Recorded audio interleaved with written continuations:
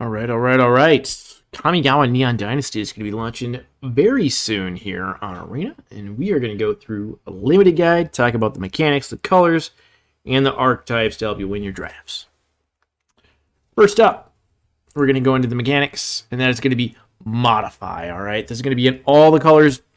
Primarily, you're going to see this in green and red, but you're going to see this throughout all the colors, and what this refers to is equipment, or as you control encounters on a creature of some sort. +1/+1 counters, menace counters, death touch counters are in the set.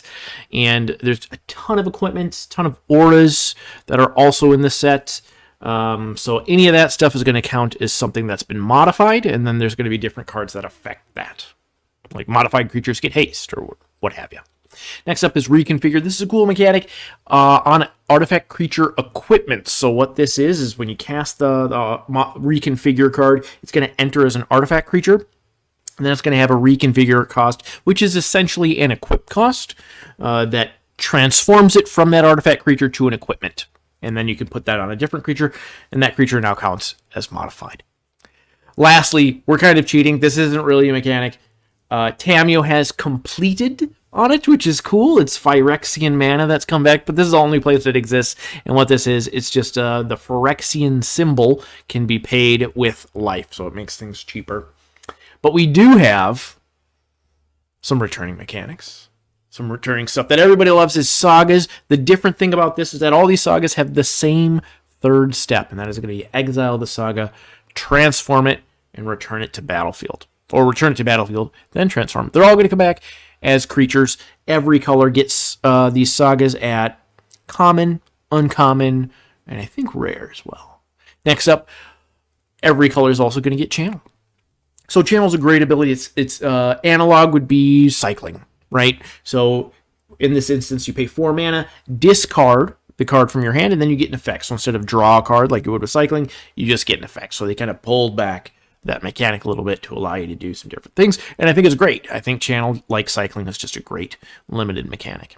Lastly, the return of ninjas. The ninjas are back.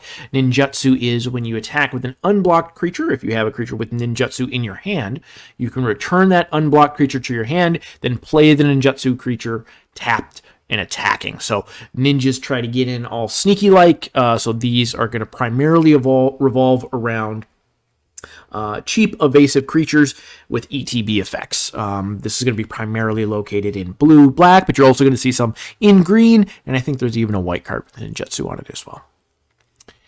And the themes. So it wouldn't be Kamigawa if we didn't have a little legendary theme. So you're going to see legendary enchantments, legendary artifacts, and of course legendary creatures. But this isn't represented as far as playing with the legend rule outside of Mirror Box. Just something to note when you're playing your legendary creatures that you don't play yourself by playing 2 of the same legendary on your board. Next up, we have enchantment creatures and enchantments. So enchantments are back in a big way with sagas in every color, with enchantment creatures running around everywhere, and we also have a bunch of auras and things as well. Lastly, we have artifacts. Vehicles are back. We have artifact creatures. We have the reconfigure creatures. We have equipment everywhere. So there's tons of artifacts running around. These are primarily located in red and blue, but you're also going to find these in white and black as well. So they're just kind of all over the place. After this, we're going to get into the colors. Starting with white, we go over the uncommons first. First up is Decrew. So Born to Drive, I think, is going to be a key piece in white. Not only is it instant speed, make a couple 1/1s that are pilots that crew vehicles as though their power were 2 greater, so they're going to be able to crew 3, even though they're only 1/1s. But you can do this at instant speed to help ambush your opponent if they're attacking with a 2/1, or if you're tapped, all your creatures are tapped, you have a vehicle just chilling there, you can channel this, crew the vehicle, and ambush your opponent's creature. I don't think you're going to be playing this on the enchantment aura side most of the time. Maybe you play it for the enchantment aura 5% or 10% of the time. This is primarily useful for that channel ability. One thing to note, there's a ton of enchantment recursion in this format, so you can get this back and keep channeling it over and over again. Next up is going to be that banish effect, right? So you know this is going to be in every limited set pretty much these days from Wizards. So this is 3 mana, Banishing Light, an artifact or creature, but it also has the caveat of being able to channel. And when you channel this, you discard it and blink an artifact or a creature. So this helps to save your creatures from removal. If you attack your opponent and then they play a trick on you or something, you can blink out your creature or their creature to fizzle that ability. You can also use it if you have an ETB creature or something and you want to get that ability trigger again. These two cards work particularly well with Norika Yamazaki, the Poet. 3 mana for a 3/2 Vigilance. It's a human samurai. And whenever a samurai or warrior, it doesn't have to be Norika herself, whenever a samurai or warrior you control attacks alone, you can cast an enchantment creature from your graveyard this turn. So you got to note that you can't cast the channel cost for it, but you can cast the card itself. And also the samurai or warrior doesn't have to connect. They don't have to hit your opponent. They just have to attack alone, and then you can use the ability. So there's lots of different spells that give you little 2/2 Vigilant Samurai tokens as well. You can throw those away and recast your Touch the Spirit Realm or your Born to Drive as an enchantment. On to the comments. So first up, for white, the top comment I have is going to be Intercessor's Arrest. I think this card is fine. These pacifism effects have gotten less and less good over the years, but the fact that you can bring this back if your opponent blows it up, if they find a way to sacrifice or bounce their creature using Norika whatever face, makes it pretty decent. Also, it's an enchant permanent, so enchanted permanent can attack, block, or crew vehicles, so you can cast this on a vehicle, and then that vehicle can attack. But also its activated abilities can't be activated unless they're mana abilities. That means you can cast this on a reconfigure creature or any equipment, and then they can't equip that onto something else because that's an activated ability. So it is kind of versatile in that function. Next up, we have Spirited Companion. 2 mana for a 1/1 when it ETBs, draw a card. It's an enchantment creature. That's why it's getting this ranking, but it's a 1/1 that can crew vehicles. We know that white likes to run around as pilot, so you can have a pilot dog running around that draws you cards. There's also tons of ways to recur this as well, or you can use it as sacrifice fodder if you're in white-black or white-red. Lastly, we have Sunblade Samurai. This is going to be my kind of pet card, this set. I think this could be either totally irrelevant or very good. So it has very relevant types. It's an enchantment creature, human samurai. It's also big. It's a 4/4 vigilance, right? So it's going to trigger all those samurai or warrior attacking alone abilities, and it's 5 mana, so it's not too expensive. But the thing that makes this card good is its channel.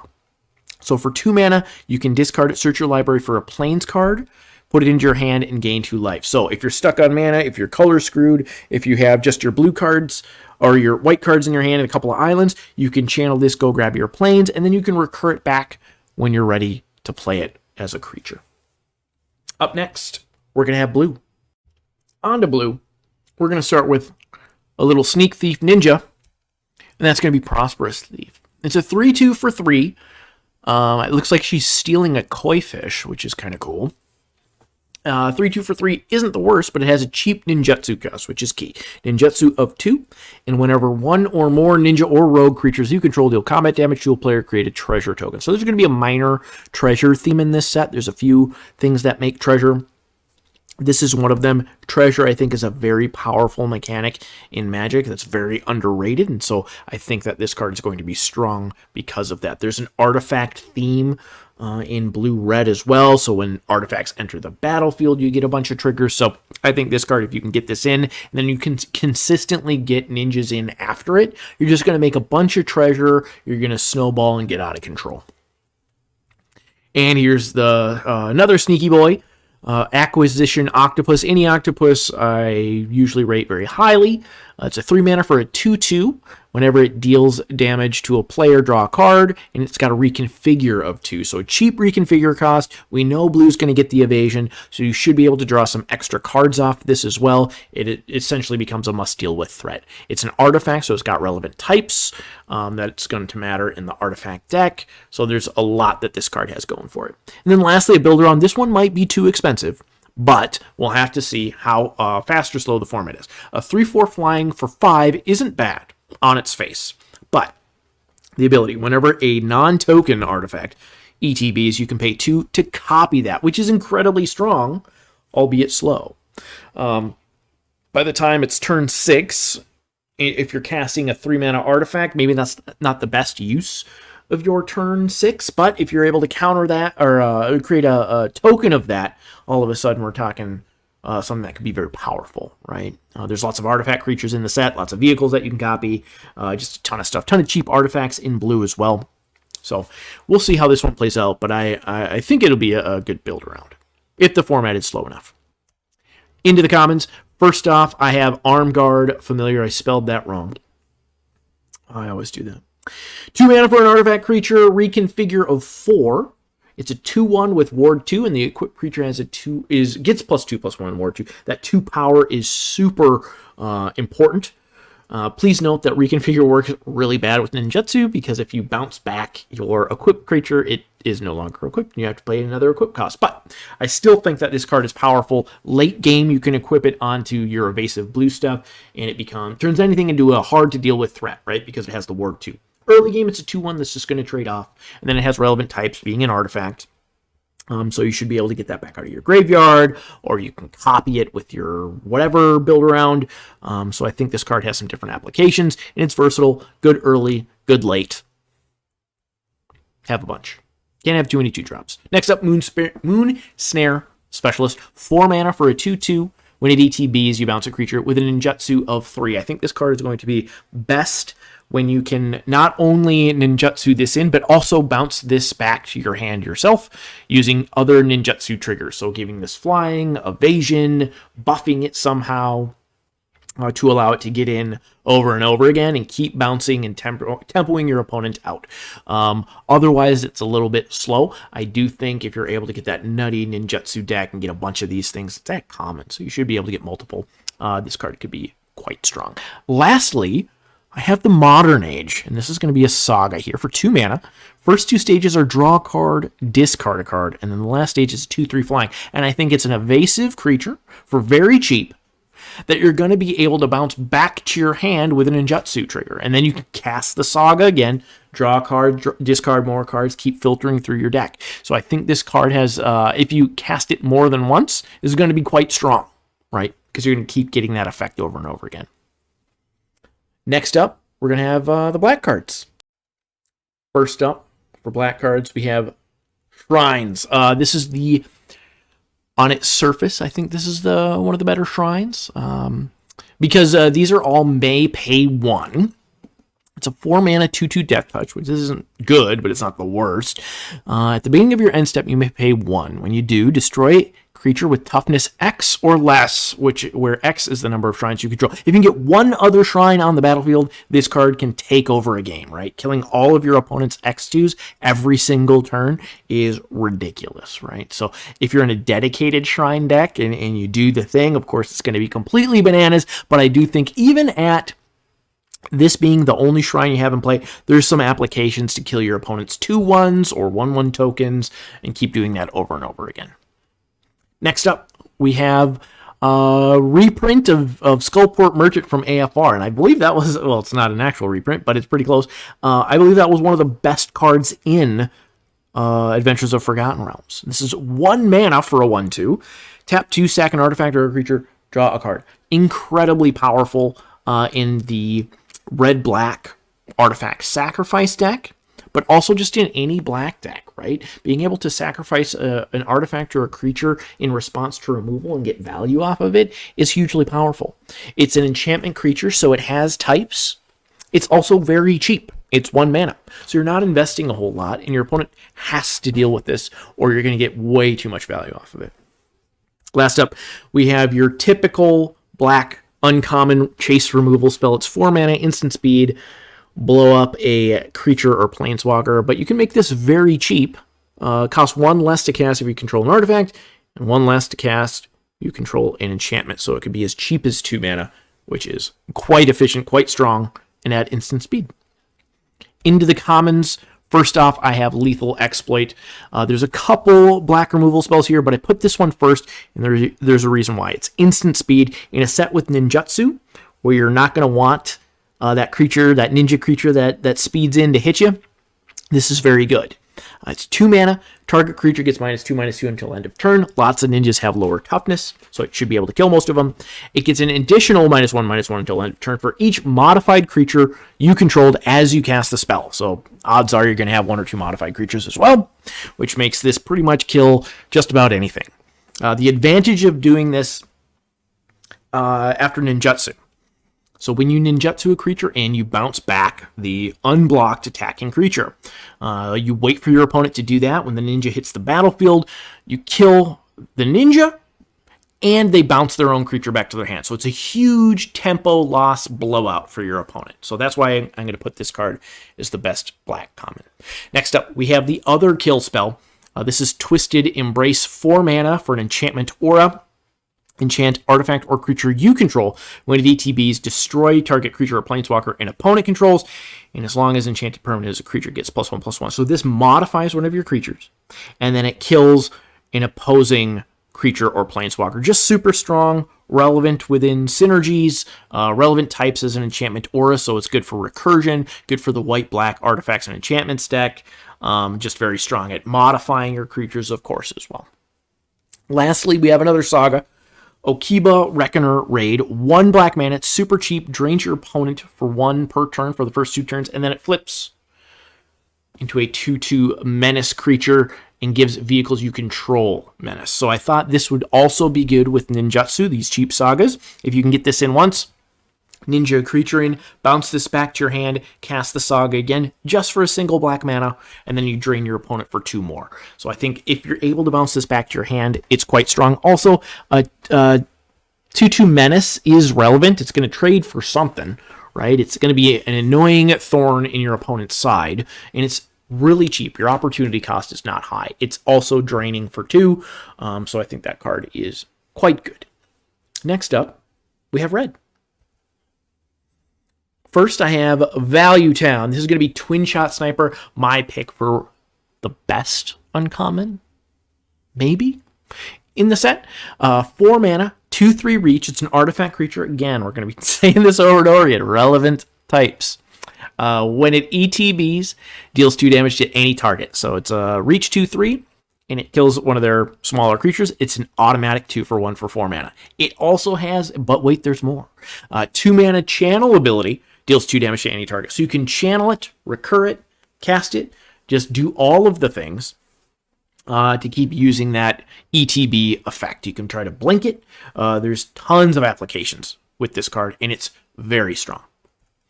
Next up is Modify. Red has a very strong Modify theme. I think this is one of the better examples. It's a 1/1 haste for 1 mana. Equipped creature gets 1/1 +1/+1 and has haste with a very cheap reconfigure cost. So it's going to modify your biggest creature. It's going to help you get in. It's going to help them have haste in the late game. Plus, it's never a dead card. Early game, it's a 1/1 haste that's going to get in for a couple damage as well. It's also an artifact creature, so you can bring it back and has relevant types. Blah, blah, blah. You heard me before. Lastly, we have Recursion. This is the mirror of the white Legendary Samurai. It's a 3/3 trample for 4. Whenever a samurai or warrior you control attacks alone, you can cast an artifact card from your graveyard this turn. That's insane with a card like Twin Shot Sniper that we just went over. Into the commons.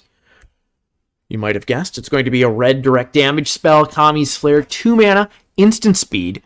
Deals 3 damage to target creature or planeswalker. Kami's Flare also deals 2 damage to that permanent's controller if you control a modified creature. In red, you're almost always going to have a modified creature. So this card is hyper efficient, deals a ton of damage. Next up, Voltage Surge, 1 mana to deal 2 to a creature or planeswalker at instant speed, and you can sack an artifact to deal 4 instead. We've talked about some of the treasure makers in this set before, and there's a red-black sacrifice an artifact theme, or have an artifact die theme. So there's tons of applications here where you can use it to deal 4. So I think this card is also quite strong.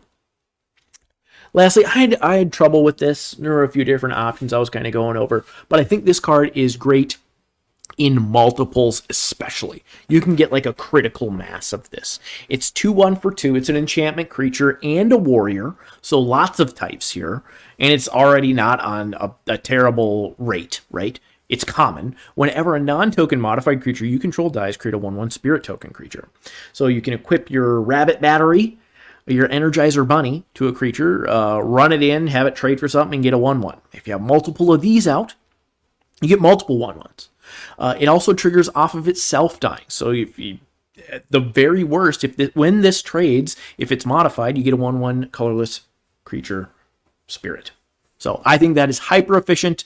You'll have to kind of build around this, but you can get a critical mass where you just get a ton of these 1/1s. Very, very strong card. All right, up next, we got green. First things first, we got to talk about our hero in a half shell, the Ninja Turtle Kappa Tech Wrecker. 2 mana for a 1/3 death touch. You can ninjutsu it in for 2, and whenever it deals combat damage to a player, you can remove that death touch counter and exile an artifact or enchantment that player controls. There's artifacts and enchantments everywhere in this set, to the point that I think you should be drafting artifact enchantment removal, but this does it for free. It also counts as a modified creature because it has that death touch counter on it when you bring it in. So at worst, it's a 1/3 death touch that is modified. At best, it's just going to 2-for-1 your opponent. It's a fine is to sacrifice the thing or trade it off. You can jutsu it in and get value. It's just a very versatile, strong card. It's super cheap, and I think it's just quite good. And you should pick these. It's a Teenage Mutant Ninja Turtle. How could you not?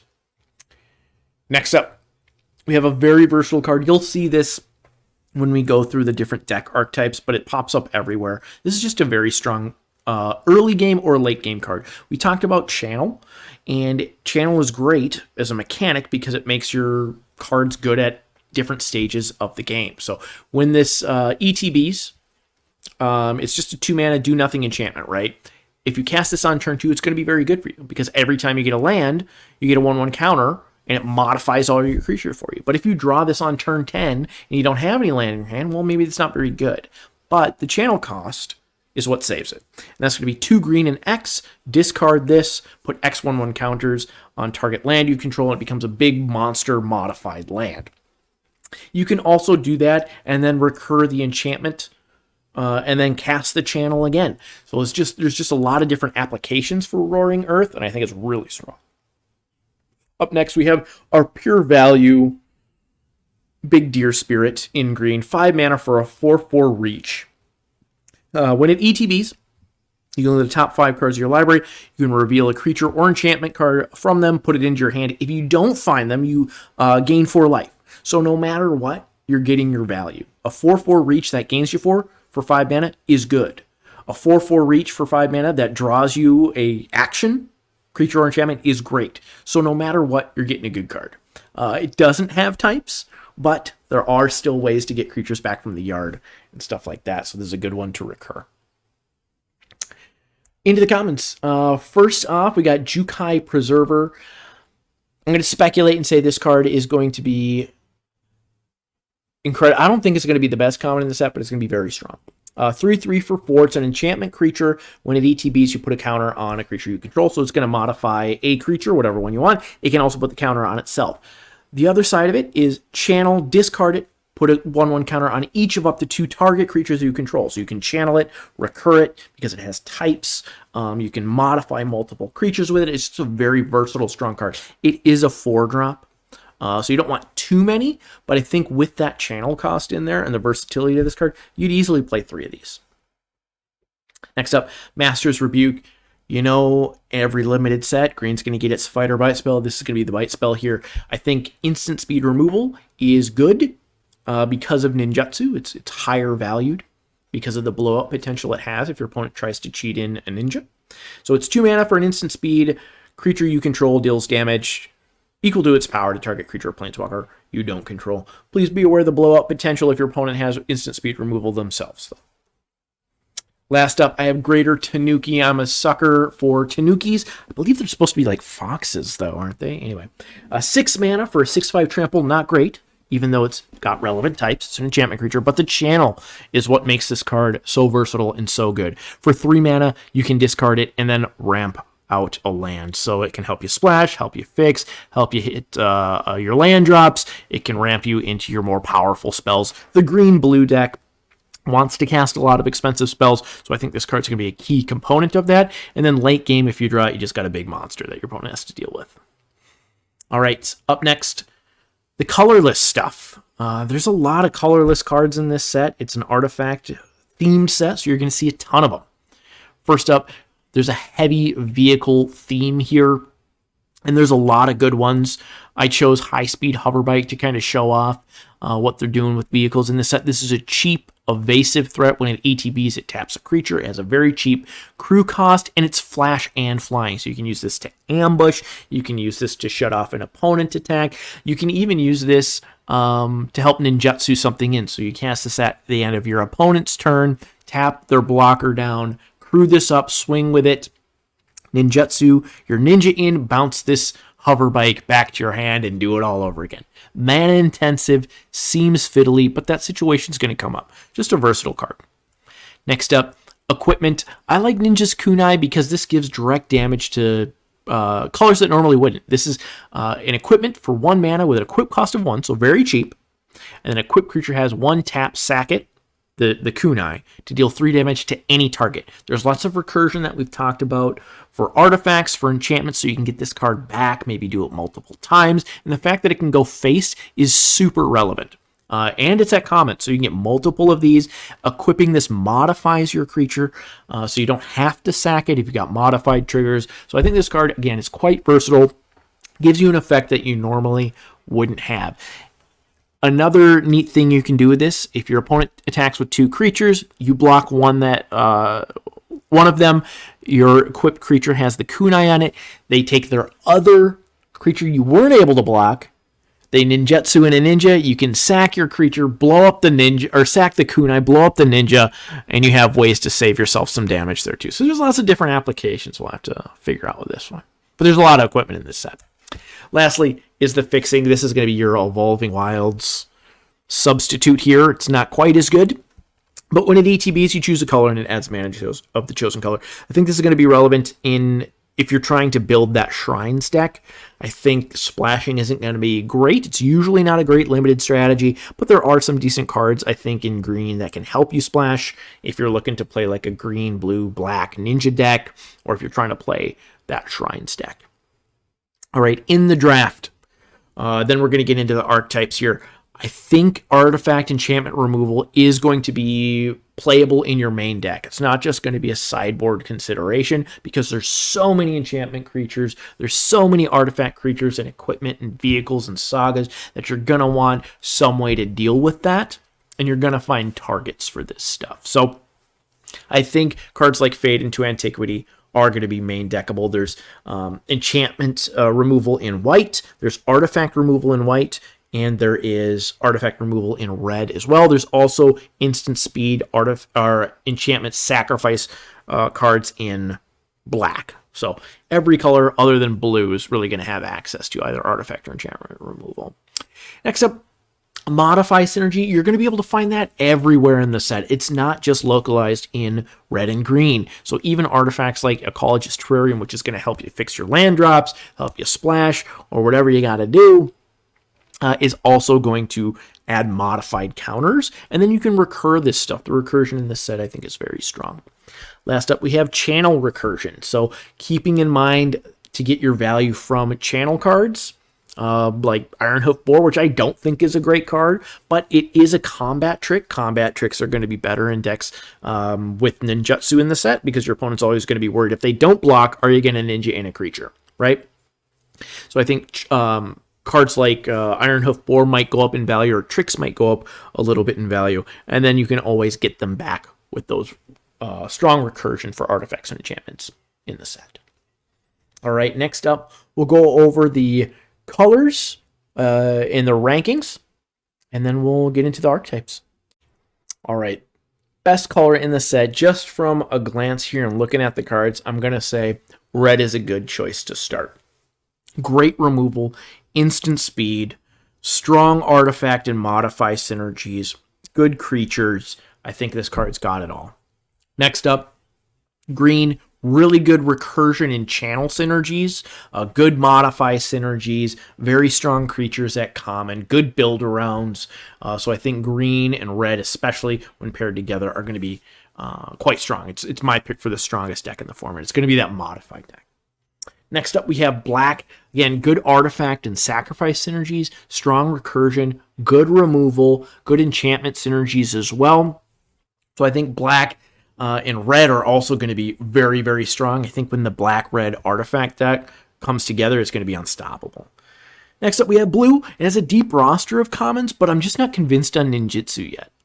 I don't know if the ninjas coming in, if the effects that they give you are going to be good enough to offset that tempo loss that you have by bouncing a creature back to your hand. It seems like you're going to need those really cheap, evasive ETB creatures, and I just don't know if it's going to be effective enough. We're just getting your head caved in by modify creatures and reconfigure cards and all the stuff that red and green can put together. Last up, I got white. And for me, this is just because there's no real strong pulls into archetypes at common. I had a difficult time picking the top 3 commons there. I'm not sure how good the enchantment dog is going to be. And I'm not really sold on vehicles being a strong archetype yet, or the pilots being strong enough. So we'll just have to see how that works. Also, the removal here just isn't great. It's enchantment based in a set that's enchantment focused, so you're going to have more ways to blow up enchantment where people are main decking enchantment removal. All right, next up, we're going to get into the archetypes, and first up is that white-blue deck. This is the vehicle deck. There's going to be pilot tokens and artifact synergy. And I do think this deck seems really fun to play, and I hope it comes together, and I hope it works. So the signpost is going to be Prodigy's Prototype, 3 mana for a 3/4 artifact vehicle, crew of 2, and whenever one or more vehicles you control attack, you make a 1/1 pilot creature token with this creature crew's vehicles as though its power were 3 or 2 greater, right? So one thing to note, this vehicle doesn't have to attack to get your pilot. Any vehicle that attacks gets you your pilot token. So if you can attack with one vehicle after this thing comes into play, you're already getting your value. We talked about Born to Drive before. I just think this card is going to be incredibly important. I think you're going to want these in any white deck, and especially in a white-blue vehicle-based deck, right? Getting your 2 pilots at instant speed. You can ambush your opponent. You can crew vehicles out of nowhere. Just very strong. Next up, I love this card, Mobilizer Mech. I don't know why, but it's got a fairly expensive crew cost, crew of 3. So you're going to want a pilot to crew this thing, but whenever it becomes crewed, it's a 3/4 flyer for 2, which is really good. But when it becomes crewed, it automatically crews whatever vehicle you have, right? Any vehicle becomes an artifact creature until end of turn, so you don't need to crew your next vehicle. It does that for you, so that's pretty cool.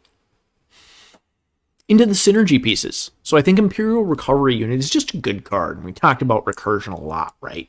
So 3 mana for a 3/4 of crew 2. Whenever it attacks, return a creature or vehicle card with mana value 2 or less from your graveyard to your hand. To note, this can't return sagas because when they die, when your saga creature dies, it goes back as an enchantment. But you can get all your cheap creatures back. You can get your cheap vehicles back. And you can do that multiple times. Good cheap creature to get back would be a Kitsune Ace. 2 mana for a 2/2. This is common, and one of the things I notice about this text is whenever a vehicle you control attacks, choose 1. That vehicle gets first strike until end of turn, or you can untap the Ace. If you attack with multiple vehicles, this triggers multiple times. That means all of your vehicles get first strike when they attack. So I thought that was pretty cool, and I think that makes this card good if you have that critical mass of vehicles. Last up, we talked about the hover bike, but I think this card is going to be key in getting your vehicle triggers, making sure you can get in. It has that cheap crew cost. It's flash, it's evasive, and then it taps something down. So I think this card is going to be very strong.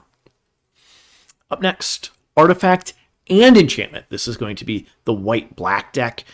It's finicky requirements, so we'll see how it comes together. But when you do get everything to come together, you get some really powerful synergies here. And that's signified by our signpost in common, Naomi, Pillar of Order. 5 mana for a 4/4. Whenever it ETBs or attacks, if you have an enchantment and an artifact, and an artifact, you create a 2/2 samurai creature token with vigilance. So it also kind of works with those little samurai / warrior attacking alone stuff. Next up, we have Michiko's Reign of Truth. 2-mana saga, cheap saga, but you're going to want to play this after you already have a creature in play because it buffs a creature by +1/+1 until end of turn for each artifact and or enchantment you control. So it allows you to get in some damage if you have multiple artifacts and enchantments in play, as you should with this deck. This can really buff a creature for those first couple of turns. And then the flip side is that you get your creature that it gets +1/+1 for each artifact and or enchantment you control. This is an enchantment creature, so it's by default a 1/1, but you should have multiple things in play, so this should enter the battlefield as at least like a 3/3. With potential for more. And then we talked about recursion, but I think Okiba Salvage is going to be best in a white-black deck. But you can get a creature or vehicle card from your graveyard to the battlefield. Then it gets 2 +1/+1 counters on that if you control an artifact and an enchantment. So if getting your Naomi Pillar of Order back is huge, because then she's going to be a 6/6, and you're going to get your 2/2 Samurai creature token with vigilance as well. But this card really proves its worth once you have an artifact and an enchantment in play. All right, into the synergy pieces. I love this card. This is going to be my other pet card, Roadside Reliquary. I do legitimately think this card is very powerful. There's really no opportunity cost lost. It's just a colorless land, right? But if you sack it, you draw a card if you control an artifact, and you draw a card if you control an enchantment. So you can draw up to 2 cards from your land. So late game, that is massive. Even if you only have an artifact or an enchantment, I still think it's okay. But if you have both, this card is huge. And the fact that you can do this early, you can wait till later, you get your value from it early because you're hitching your land drops. There's just 0 opportunity cost for this. This is fantastic. And strongest in the white-black deck. Up next, we have Banishing Slash. 2 mana, destroy up to 1 target artifact, enchantment, or tapped creature. So if you're targeting an artifact creature or an enchantment creature, they don't have to be tapped for you to blow it up for 2 mana. Then if you control an artifact and an enchantment, you make a Samurai token with vigilance. That's 2/2. So this card becomes amazing if you have an artifact and an enchantment. I think it's still very strong even without that, because so many of the threats in this format are artifact creatures, enchantment creatures, sagas, vehicles, you name it, that I think this card is going to be quite strong. Lastly, I think you're going to be able to pick this card up late. Kami of Terrible Secrets. It's 4 mana for a 3/4, but it's only useful if you have an artifact and an enchantment in play, or else it's just like a vanilla 3/4. But if you meet those conditions, you draw a card and you gain a life, which is huge. That completely changes this card. You get tons of value for it. This thing has to trade for either removal or another creature because it's got a big enough body. The only thing is, can you fulfill these conditions, right? And if your opponent has instant speed removal to take you off of your artifact and enchantment, obviously that's a huge blowout for you. But I think in this deck, you're going to be able to pick this card late, and you're going to be able to get your value from it. All right, up next is Boros. This is the Samurai and Warrior deck, and they're going to want you to attack alone, like a true weeb. So this focuses on suiting them up, sending them in, making a bunch of cheap Samurai tokens. We talked about some of the cards that create those little 2/2 vigilance things. Asari Captain is going to be your signpost. It's a 4/3 haste for 5. I'm not super impressed with that stat line. And when it attacks alone, whenever a Samurai or Warrior attack alone, it gets +1/+0 until end of turn for each Samurai or Warrior you control. So this by itself, if this was your only one, it would attack as a 5/3.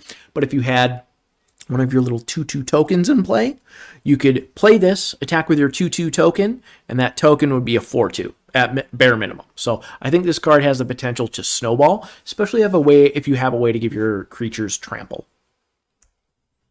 Up next, Selfless Samurai. It's a 2/2 for 2, which is fine. And whenever a Samurai or Warrior you control attack alone, it gains lifelink until end of turn. And I think that card is huge for this deck, because if you're attacking alone, you run the risk of being out-chumped by your opponent, who comes in with evasive flying threats or something, right? But lifelink means you're not going to lose the race, and if you have a bunch of these triggers and cheap tokens, you're going to eventually grind them into the dirt. It also has a secondary ability where you can sack it to give one of your creatures indestructible, which also is probably going to be very useful because your opponent might have to double block, triple block, try to stop your samurai at some point.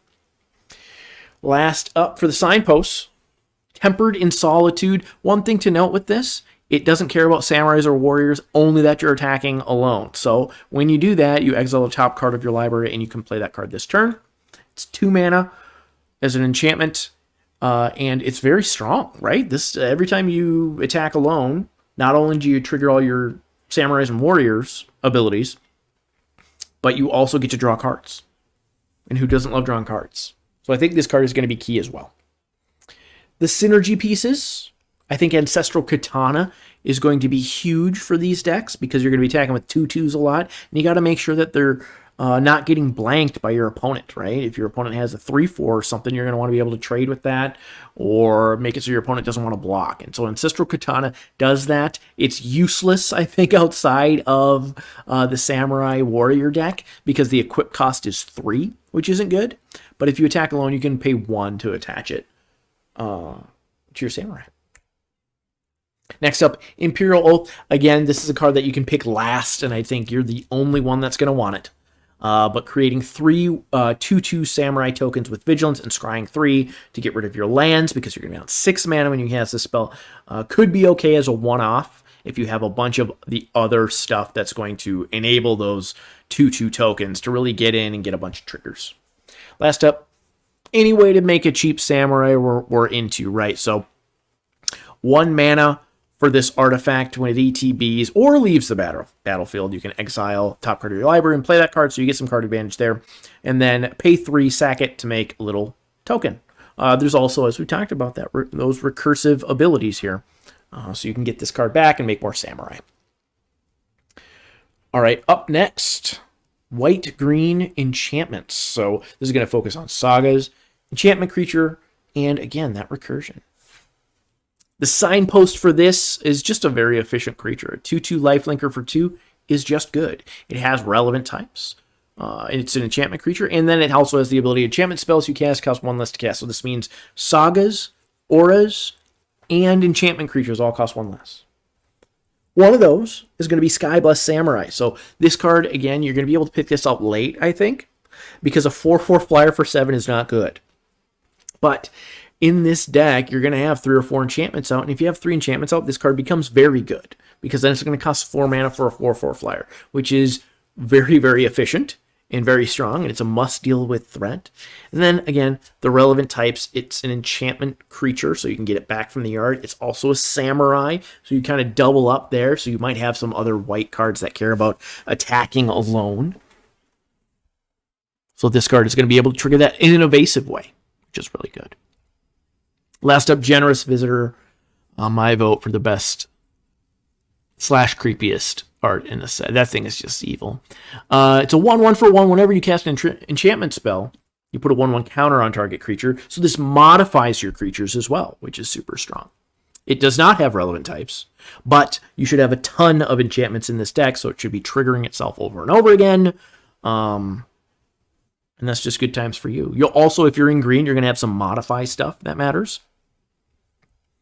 And onto the synergy pieces we go. So, Geothermal Kami is another pet card. We've been talking away about this recursive stuff, but it's a 4/3 for 4, and when it ETBs, you can return an enchantment you control to its owner's hand. So it's going to be able to bounce your enchantments back, so you can recur their effects, right? Your sagas.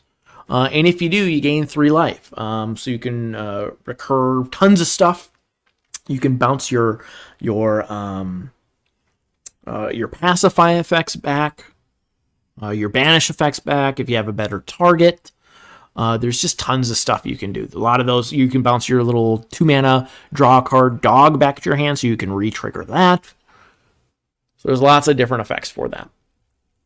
Next up, Story Weave. Again, you should be able to pick this card up super late. It's a great trick. 3 mana, instant speed, put 2 counters on a creature you control, so it modifies it. But the real application here, I think, is flipping your sagas. So it's going to allow you to put 2 lore counters on target saga you control. So your opponent thinks they got an attack, because your saga's at 1 or 2 counters. You cast Story Weave, you flip your saga immediately, and then the next time 1 or more enchantment creatures enter the battlefield under your control this turn, each enter with 2 additional 1/1 counters. So instead of your 2/2 first strike, it's a 4/4 first strike on the other side of your saga, and then you just blow out your opponent in combat. And then you're just swinging with a 4/4 first striker. So I think this card is going to be quite nice in this deck. Then you're going to see this one quite a bit. This is going to have applications across a lot of decks, right? This is that recursive stuff. Season of Renewal, 3 mana, instant speed, choose 1 or both, return a creature card from your graveyard to your hand, or return target enchantment card from your graveyard to your hand. So getting back your sagas, your enchantment creatures, your regular creatures, all of it. Good stuff. You're going to want these in a ton of decks. And up next, we have Ninjutsu. All right. On to Ninjutsu. I'm sure this is going to be the most flavorful, cool deck. I don't know how good it's going to be, though. This is going to be focused on cheap, evasive creatures, enter the battlefield effects, and then combat tricks, right? Your opponent's really going to want to block all your stuff to make sure you don't chuck a ninja creature in there, right? The signpost is Splinter himself, the Silver Fur Master, 2 mana. Ninjutsu of 2. Ninjutsu abilities you activate cost 1 less, so it makes your ninjas cheaper if you ninja them in. And then it also buffs your other ninjas and rogues, so it makes them harder to block, right? You can use this as kind of a little combat trick if you're attacking with multiple ninjas. Your opponent thinks they got blocks, boom, you ninja in a Silver Fur Master and you blow them out. So I think it's good. Good, cheap Ninja Lord. Up next, Covert Technician. We talked kind of about that artifact theme that blue and red have. But this is an artifact creature human ninja.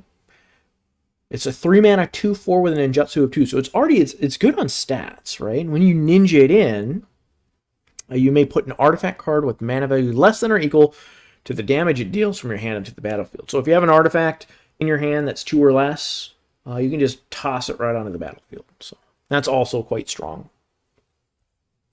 Lastly, I love Dokuchi Silencer. I think this card is kind of neat. So, of course, Ninjutsu bounces your unblocked creature back to your hand. And when this thing connects, you can discard a creature card. So you can discard the card you just bounce back, right? And then when you do that, you can destroy target creature or planeswalker that player controls. It's hard to get in outside of Ninjutsu. It's just a 2/1 for 2. But if you can ninja this in late game and blow up a huge creature of your opponent, it's going to feel pretty good. On to the synergy pieces.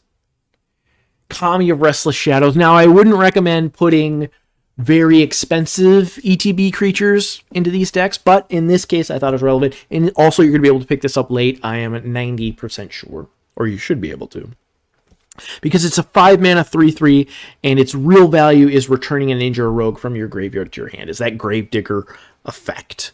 It is still a little bit overcosted for that, but I think if you're in the ninja deck, you're going to want one of these in there just to help recur your ninjas. Next up is that cheap ETB evasive creature. It's a 1/1 flyer for 1. It's an artifact creature, relevant types. It's a rogue, so it gets buffed by your ninja lord. And then when it ETBs, it taps a permanent. So you can tap an opponent's land if you wanted to, but most of the time you're going to be tapping a creature that's going to allow one of your other creatures to get in so you can ninja something else in. And then this thing's evasive. So when this thing gets in, you can bounce this back to your hand and ninja in another ninja, and then cast this again and do the whole thing over. Just a big old loop, right? So I think Network Disruptor is going to be very important for the ninja deck. Last up, again, I'm breaking all my rules. Long Reach of Night. So hear me out. It's a 4 mana saga. Each opponent sacks a creature unless they discard a card. First 2 levels. So you're getting a 2-for-1 right there. They discard a land the second time. Who knows? But you're going to get something. The backside is an 0/4 menace. Whenever it attacks, it gets +X+0, where X is the number of creature cards in defending player's graveyard. So late game, this is a late game card. But if your opponent has a ton of cards in the yard, this has menace. It's going to kill 2 things. It's going to be a 2-for-1. But your opponent might not block. And if they don't, you can bounce it back with your ninja, play this again, and your opponent has to sacrifice crap all over again. And that is Value Town, and that's what I'm into. So there might be applications where this would work in something like that. Just to be thinking kind of outside the box with how to make this deck work. Up next, we have what I think is one of the more powerful decks in the format. That's going to be the blue-red artifacts deck. So this deck can snowball and really get out of control. There's also a very strong recursive element. I know I keep saying it, but here we are. The Signpost is going to be a 2/2 flyer for 2, which is just fantastic on rate. It's just really good on rate. And then artifact spells you cast cost 1 less to cast, so it makes your stuff cheaper, which makes our little build around that we talked about much more feasible, right? If your artifacts are cheaper, it's going to be easier to copy them. And then you're going to get multiple artifacts. You keep getting them, right? So I think this card, the Replication Specialist, is going to really shine in this deck. The other one is going to be Dragon Spark Reactor. 2 mana. We talked about those treasure makers too a little bit, right?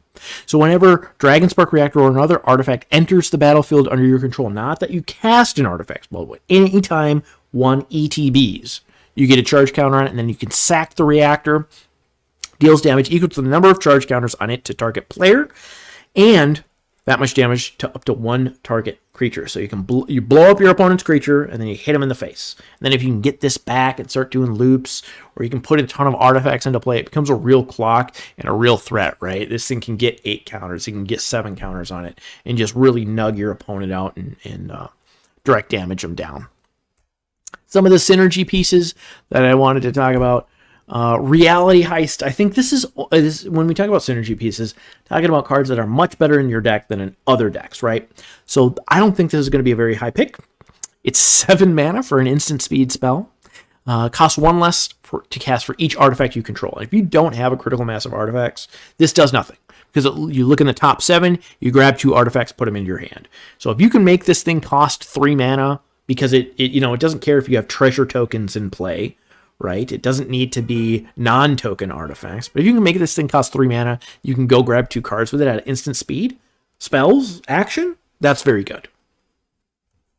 Next up, Sky Swimmer Koi. We're going to see if this card is too slow. 3/3 flyers for 4 used to be very good and just baseline. And they're a little bit slow these days. But I think the effect on this makes me want to give it a shot, right? Whenever an artifact ETBs under your control, again, doesn't have to be cast, so a treasure token, you may draw a card if you do discard a card. So you start looting every time an artifact comes into play. Super strong. Lastly, this Kami of Industry, another expensive spell. There's tons of cheap ones, but you might want to one-off of these. There's some artifacts in this set where if you sacrifice them or they do something when they ETB, you're going to want that. This card works very well with that. 5 mana for a 3/6, so big butt, allows your blue flyers to get in. But when it ETBs, you return an artifact card with mana value 3 or less from your graveyard to the battlefield, gains haste, then you sack it at the beginning of the next end step. So good with artifacts that have enter the battlefield effects. You can attack with, get them in there, get their ETB effect or on death effect, and then go your separate way.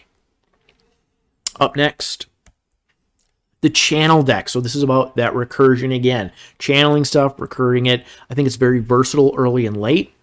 With the Channel effect, provides a good effect early with a late game creature. It's also the most splashy deck and the most likely to be viable as a multicolor deck or a Shrines deck. The Signpost is another one of my favorite cards ever. Colossal Sky Turtle. Who doesn't need Colossal Sky Turtles in their life? It's 7 mana though, but it is an enchantment creature. Relevant types. 6/5 flying, ward 2, so it's tough to deal with, and it has 2 channel abilities. The first one is a regrowth effect, so it returns a card from your graveyard to your hand for 3 mana. For 2 mana, it bounces a creature, so it's very versatile early game. If you have a card that you absolutely need, any card, it can be instant sorcery or permanent, you can get it back from your graveyard to your hand with it. And also, you can bounce your opponent's creatures. Sometimes there's token creatures. You can bounce a ninjutsu creature back to your opponent's hand, whatever you got to do. And then late game, it's just going to win, right? And there's tons of ways to recur that we've already talked about, so you can get it back. Up next, a Mirror Shell Crab. This is one of those that's going to go super late, right? There's going to be totally useless, I think, for a lot of decks. But it's an artifact creature for 7 mana. It's a 5/7 ward 3, so really tough to deal with late game. But what I'm interested in is that channel ability. 3 mana, discard it, counter a spell unless its controller plays 3. So it's a mana leak, right? So I think that's going to be very useful early game, especially if a lot of your cards have channel abilities, which are all instant speed abilities. Up next, we talked about Greater Tanuki, so I'm not going to get into it too much, but as you can see, these cards are very expensive. The Tanuki is going to be able to ramp you into that 6 and 7 mana where you want to be. Also, late game is just very strong. Into the synergy pieces. This is my find, right? I saw this synergy and I'm like, oh yeah, this is it. So, Containment Construct, 2 mana for a 2/1. Whenever you discard a card, you can exile that card from your graveyard. If you do, you can play that card. So when you use a channel ability, it's 3 mana, discard this card, then you get this effect. So it counts as a discard. So if you have this card in play and a shit ton of mana, you can use your channel ability, then cast the spell, right? That is super strong. And for a 2 mana 2/1, it's already fine. It's cheap, it's early, and if you get some cheap channel cards, you can really go nuts. You can go ham with the channel ability. I think it's very, very cool. Season of Renewal. We talked about this one before, but as you could see on our last page there, 2 of the 3 creatures we showed were enchantment creatures, and then they were all creatures, right? So this will get both back, your enchantments and your creatures, for 3 mana. So you can channel, then get them back. Next up, Careful Cultivation. We talked about how expensive these cards are, right? So you can channel this for 2 and make a 1/1 Llanowar elf, right? That helps you ramp and gets you green mana. And then it's an enchantment aura, and I'm not a big fan of auras in general, but if you do need to cast it as the aura, or if you recur it, you can give a creature +1/+3, reach, and add 2. So if you have Containment Construct in play and 5 mana available, 2 of it which has to be green, you cast the channel ability, you use the ability from Containment Construct to exile this from your graveyard, and then you play the Careful Cultivation on the Containment Construct. That becomes a 3/4 reach, and you've gotten your little 1/1 Llanowar elf and a ton of mana for next turn. So I think that's a cool little combo. Up next, we have Rakdos. This is, I think, the strongest deck in the format when it comes together. All right, so this one's built off cheap artifacts, sacrifice synergy, and if you can get it, treasure or tokens, right? The Signpost is incredibly powerful. Doesn't look like much. It's just a little anvil, but this anvil will mess you up. 2 mana artifact. Whenever 1 or more artifacts you control leave the battlefield during your turn, create a 1/1 artifact creature token. This ability triggers only once each turn, and then it fuels itself, right? Sacrifice an artifact. Anvil deals 1 damage to each opponent, gain 1 life, so it drains. So once you have one of these artifact creature tokens in play, you can just sack it during your turn and drain your opponent every turn. This starts to get nuts when you introduce literally any other artifacts. Primarily, I think this is crazy with Undercity Scrounger, 3 mana for a 1/4 artifact creature, human rogue, relevant types. Tap, create a treasure token, activate only if a creature died this turn. So here's the scenario. You have Oni Cult Anvil in play. You have Undercity Scrounger in play. You have an artifact leave the battlefield, you make a 1/1. You sack it with Oni Cult Anvil, then you can tap your Scrounger to make a treasure token. You drain your opponent for 1, you make a treasure. The turn after, you sack the treasure token for mana, you make another 1/1. And then you can sacrifice that. Well, actually, once you sacrifice it, you get a 1/1 creature token. You can sacrifice that to drain your opponent, and it just keeps fueling itself over and over and over again. It's just an infinite engine. Another component of this engine is Soken-Zan Smelter, 2 mana for a 2/2. At the beginning of combat, you may pay 1 and sack an artifact. If you do, make a 3/1 construct artifact creature token with haste. So this, again, those treasure tokens you can use to turn them into 3/1 haste and just overwhelm your opponent. Completely nutty if you can get them together. The synergy pieces, of which there are many, it's really just cheap artifacts with ETB and on-death triggers. So Circuit Mender, 3 mana for a 2/3. I think every deck's going to want this card, but when it ETBs, you gain 2. When it dies, you draw a card. Up next, I don't think people are going to want this one, though. 2 mana for an artifact creature. When it ETBs, your opponent discards a card. So this is perfect sacrifice fodder. You play it early. Maybe it trades off if you're really lucky. But you play it early, you use it for sack fodder. And then we already talked about experimental synthesizer, but literally any cheap artifact that sacrifice is going to fuel this strategy, and I think it becomes very, very strong. Next up, we have the recursion green-black deck. This deck is kind of all over the place. The synergies are pretty loose, so I'm not going to get too deep into the synergies here, but it works well with channel, works well with sacrifice and recur, and it works well with modify. The signpost card is Gloom Shrieker, which works very well with ninjutsu, actually. It's a 2/1 menace for 3, so it can get in. When it ETBs, return any permanent card from your yard to your hand. So you can get sagas back, lands back, and of course creatures, artifacts, vehicles, equipment, you name it. But if it dies, it gets exiled. So you're going to want to, hopefully, be able to bounce this thing, blink this thing, and then a good way to bounce it is with ninjutsu. Gravelighter, this is one of those on-death loose synergies that we've seen. So it's a 2/2 for 3 flying. Also works very well with ninjutsu and ETBs. If a creature did die that turn, you draw a card. Otherwise, each player sacks a creature. So if you're in green-black and you got a bunch of cheap stuff that doesn't mind going to the yard because you can always get it back, right? You can sack a creature and hopefully it hurts your opponent more than it hurts you. Up next, we have one of those sagas that's good to get back with Gloom Shrieker. This is one of the more expensive one. It's 4 mana. Stage 1, you go get 2 forest cards from your library, put them in your hand, and then you can return a land card from your graveyard, put it on top of your library if you want to. And then you exile this, and it comes back as a big boy. Branch of Bosiju is a 0/0 reach, but it gets +1/+1 for each land you control, and you know you're going to have at least 6 by the time this thing turns into a creature. All right. The synergy pieces, we talked about this one before, but again, just a good card to get back from your yard with Gloom Shrieker and make your opponent sacrifice a bunch of crap again.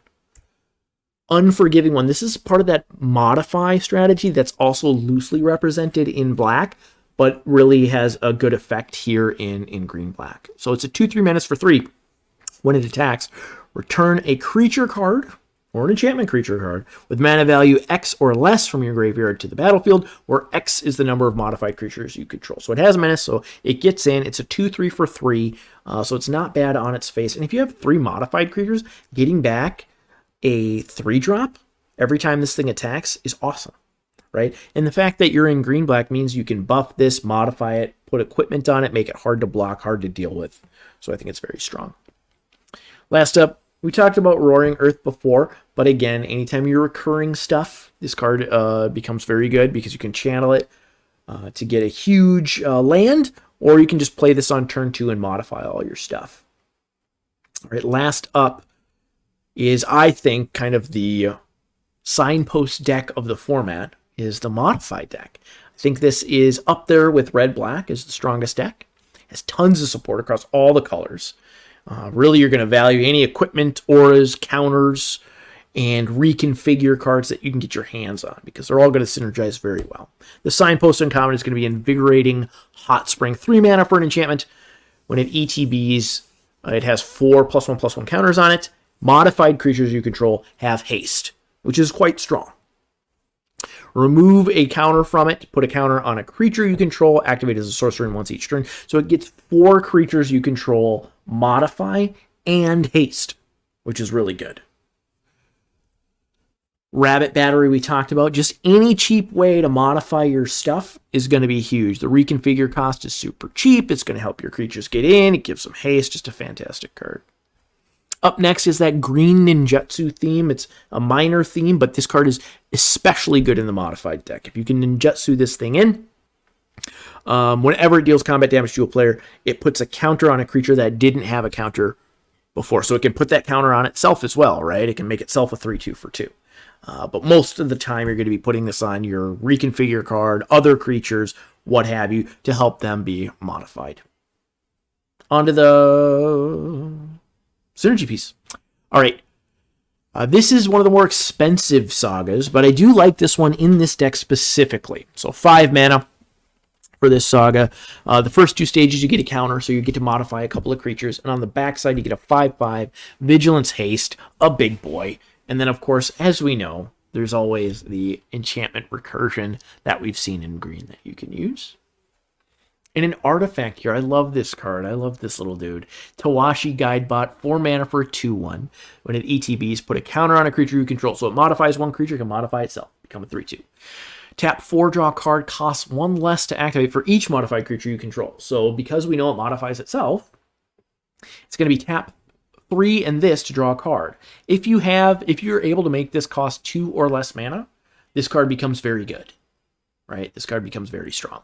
And I think you're going to be able to do that in this deck. So there's going to be scenarios which it costs 1 or 0. You're just going to be drawing cards. Last up, guess what? It's Roaring Earth again. This card is just fantastic. It's super versatile. I think it's going to be great in the Modify deck. It's going to be great in the green-black deck. I think it's going to be great in the Channel deck. And it's going to be great in the Enchantments deck. So I think this is going to be a very high pick in any green-based deck. But that's my review on Kamigawa. Super excited for these mechanics. The set looks nice and complex, and I can't wait to start drafting. All right.